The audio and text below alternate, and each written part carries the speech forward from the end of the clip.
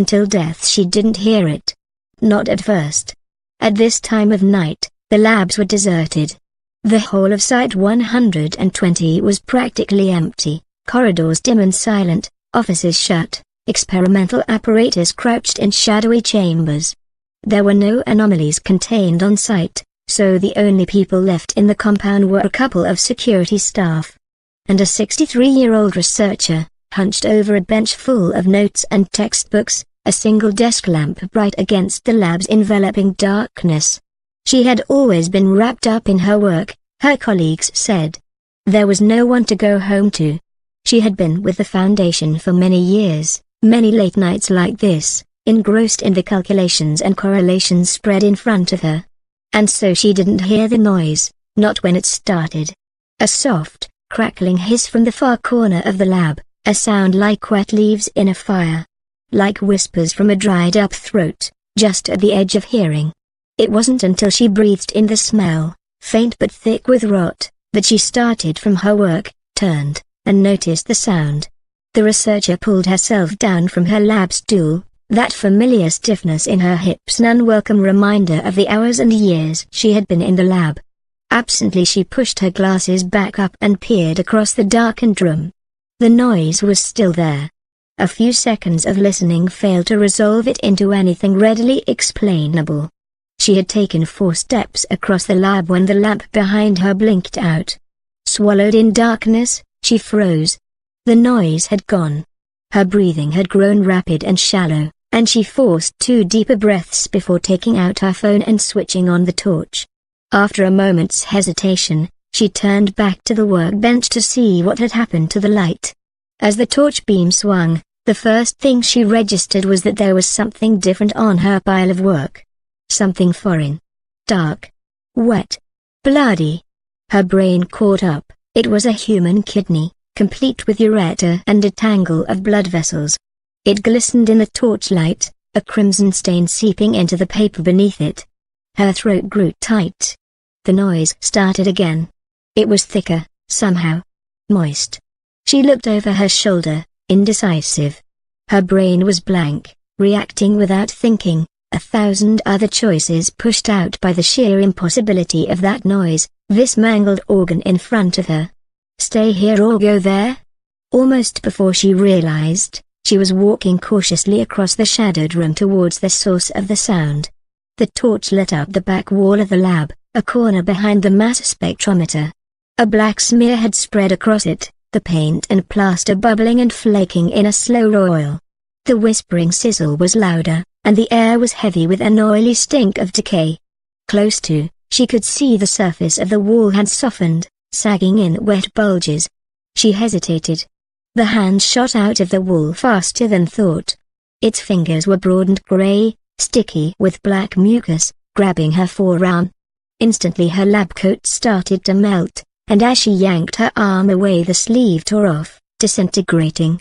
The fingers snatched at her again, and she dropped her phone. As she stumbled backwards, the torch shone up from the floor, lighting the figure that pushed its way through the mottled, fleshy wall. It looked like an old man, decrepit and rotten. It was naked, its skin slick and shiny as pitch. Its flesh was withered and decomposing, with missing toes and misshapen feet. A distended gut protruded obscenely from beneath a narrow chest, arms spread wide in a mockery of greeting. Above the ruined throat, she saw a too-wide mouth locked in a rictus grin, and eyes, oh God, those eyes. The thing emerging from the wall before her looked like a man, but its eyes were gray and flat as a shark's. The researcher took another 2 steps back, reaching behind her for something, anything solid to hold. Her breath caught in her throat. The old man stood still, dripping black foulness onto the floor as the tiles began liquefying beneath him. Her phone sank beneath the surface, the torch flickered out. In darkness, she ran. She was panting by the time she reached the lab doors, rueing her age, the extra weight she carried, every exercise session postponed. As she turned to close the doors behind her she could see that hideous figure pacing deliberately across the room. Something about its lack of hurry unnerved her deeply. She forced herself to keep running down the corridor, calling for the night guard, hoping he was close. Frank, Frank. After the second turn she saw him, halfway from the guard station, gun in his hand. What's wrong? Frank jogged up to her, and she doubled over, spots in her vision. Frank, thank God. Her chest was heaving, and she could hardly speak. How could she describe what she had just seen? Slow down, eh? Take a second to, Frank tailed off, and she looked up to see his gaze fixed on the end of the dim corridor. She knew what he had seen. The old man walked towards them, trailing a viscid ooze. When Frank trained the torch on him, his eyes shone avid and empty. 20 feet from them. Hey! Stop, now! Frank shouted. I will shoot you. The grinning cadaver kept coming. 15 feet. 12. Frank fired, 3 shots. 2 hits to the chest. The old man stopped, gradually crumpling forward. The researcher let out a breath. The glistening corpse sank into the floor, swallowed by the slime it had generated. She felt sick with shock. What the fuck was that? Frank started towards the blackened floor, but she held his sleeve. Wait. I think it's some kind of acid. Her voice was hushed, her throat felt raw. We need to call someone. Frank pulled out his radio, but paused, his thumb over the button. Not until I know what to report. Suddenly she didn't want him to move away, not even a few feet. Please, she said, stepping into Frank's path, there's nothing like this on the database. There's nothing. We need an MTF. Don't tell me my job, said Frank, sounding piqued. First, I need to know. She was gripping his sleeves. Frank, I know dimensional anomalies, and this was from one. I saw it step out of the wall. Frank tried to shrug her off, but pushed too hard. She fell awkwardly, a wrench of pain from her ankle. Tears sprang to her eyes, and Frank was instantly regretful. Oh God, I'm sorry. I didn't mean, he cut off, as a glob of black mucus landed on his radio, setting it fizzing. Frank dropped it like he had been stung, and glanced upwards. The next drop landed in his right eye. The researcher scrambled backwards, as Frank roared and clutched his face. She could hear the hiss as the corrosion ate at his eye socket from the inside. Then she saw that grinning face emerge from the dark patch on the ceiling, and the old man dropped onto Frank's back. One hand slid into the muscles of his shoulder like it was dough, and Frank's roar became a scream. As he crashed into the wall of the corridor, she saw the other hand sink into Frank's throat and tear, and the scream was abruptly cut off. Frank started to collapse into the wall as it darkened around him. The last thing she saw was those eyes, locked on hers as they sank back into the blackness. Empty eyes, but somehow full of promise. Her heart pounded, and the taste of bile was in her throat. She tried to stand, but she was lightheaded and her ankle was throbbing. She had to run. She had to run. Every second not running was death. Dragging herself up on a cabinet, she tried to think, eyes flicking between the ruined radio and the puckered bruises on the wall and floor. Run. Where? Guard's office. The alarm. She forced herself forward, gasping at the pain in her foot. Her lungs burned. Every shadow in the half-lit hallway loomed like a threat. Not much further now. Don't look behind. Each step was a battle, trying to move faster, to stop her leg from buckling. Forward momentum was the only thing keeping her upright. She rounded the last corner, saw the guard station at the end of the hall. It looked empty. She could make it. With a grunt of effort she pushed herself to a final run, closing the final yards and crashing through the guardroom doors. Her first step inside sank shin deep into the frothing mud that used to be the floor. She fell and her hands were caught too, skin burning as they were sucked deeper into the ground. Looking up, she could see the console with the alarm button, just out of reach, and she wailed in sick despair. It was the last sound she made before the world was consumed by night. Death did not come. She was submerged in a lake of pitch, but somehow the researcher could still breathe, could still think. Was she still falling? She couldn't tell. All feeling had vanished, her skin no longer stinging, although the blood still pounded in her ankle. She stayed there suspended for minutes, unsure of the passing of time, of what this meant. Then the gloom lightened, blurred, and resolved into a tiled floor. The grey light showed her a room she didn't recognize, but which was somehow familiar. Dust, dead leaves and scraps of metal were strewn across the floor, and one of the walls had buckled in on itself. She pulled herself over to the door and looked out into a dilapidated hallway, mold and rust covering the ceiling, and the floor contorted like a writhing snake. There were no lights, but the hall was lit by a grey-green glow, a sickly aurora undulating sluggishly across every surface. She'd been right, it was a dimensional anomaly. Probably controlled by that thing. The researcher felt desperate.